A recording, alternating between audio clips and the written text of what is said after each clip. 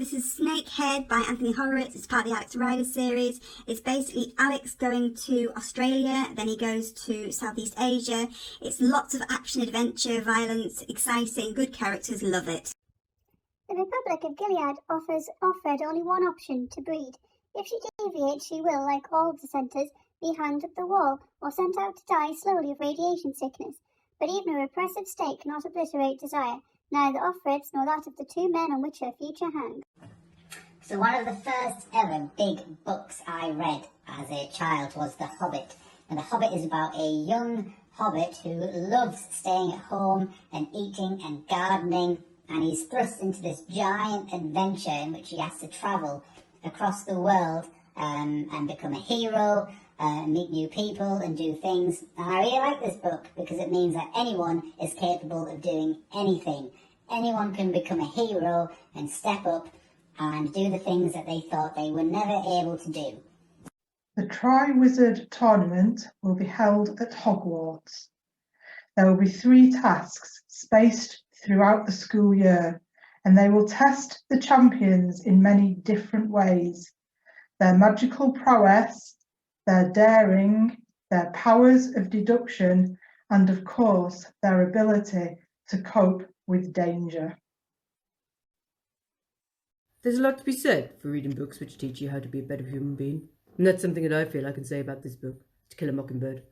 One of the key quotes from this book really should be a life lesson. Harper Lee, the author, says you never really understand a person until you consider things from his point of view, until you climb into his skin and walk around in it. The novel takes place in a town called Macomb in Alabama, in the 1930s. It tells the story of Scout Finch and her brother Jem, who lived with their father Atticus Finch. Whilst telling a story of discrimination, violence, and the irrationality of adult attitudes, Scouts grows up to show the acceptance for all walks of life is vital for the communities to move forward and live as one.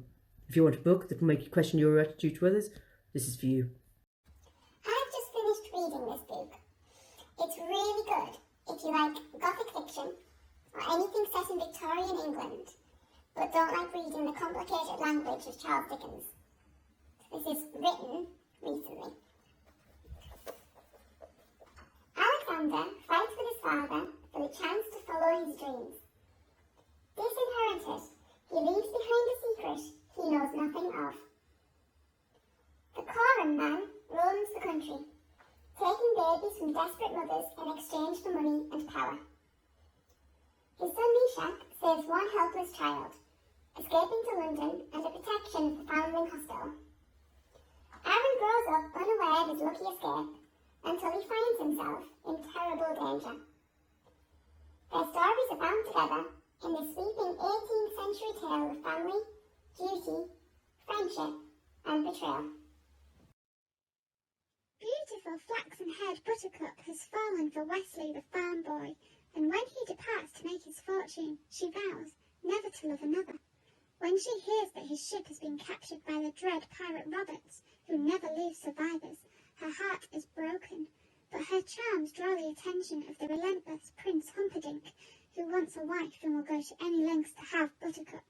So starts a fairy tale like no other, of fencing, fighting, torture, poison, true love, hate, revenge, giants, hunters, bad men, good men, beautifulest ladies, snakes, spiders, beasts, chasers, escapes, lies, truths, passions, and miracles.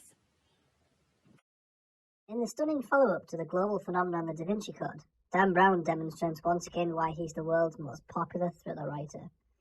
This book is a masterstroke of storytelling that finds Robert Langton in a dreary race through a real-world labyrinth of codes, secrets, and unseen truths, all under the watchful eye of Dan Brown's most terrifying villain to date.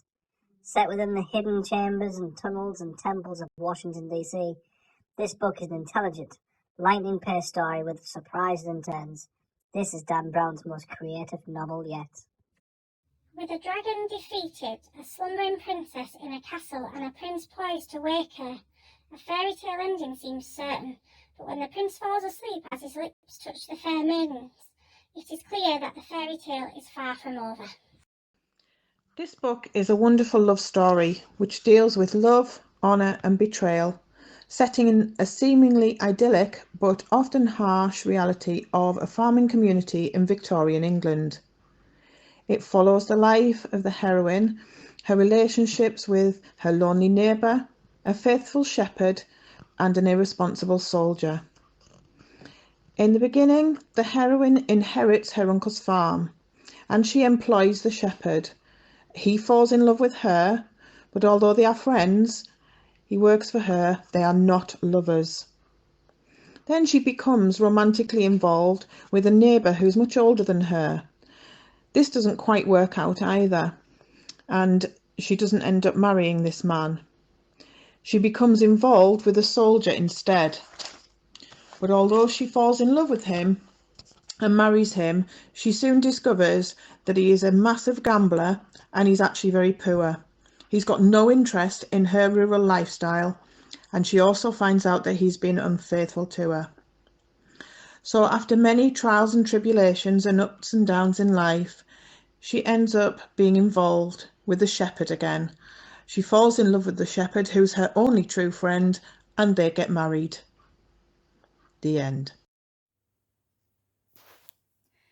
In the week before their departure to Arrakis, when all the final scurrying about had reached a nearly unbearable frenzy, an old crone came to visit the mother of the boy, Paul.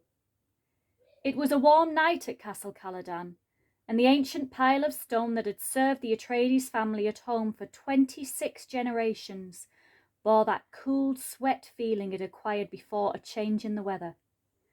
The old woman was let in by the side door, down the vaulted passage by Paul's room, and she was allowed a moment to peer in at him where he lay in his bed. By the half-light of the dispenser lamp, dimmed and hanging near the floor, the awakened boy could see a bulky female shape at his door, standing one step ahead of his mother. The old woman was a witch shadow, hair like matted spiderwebs, hooded round darkness of features, eyes like glittering jewels.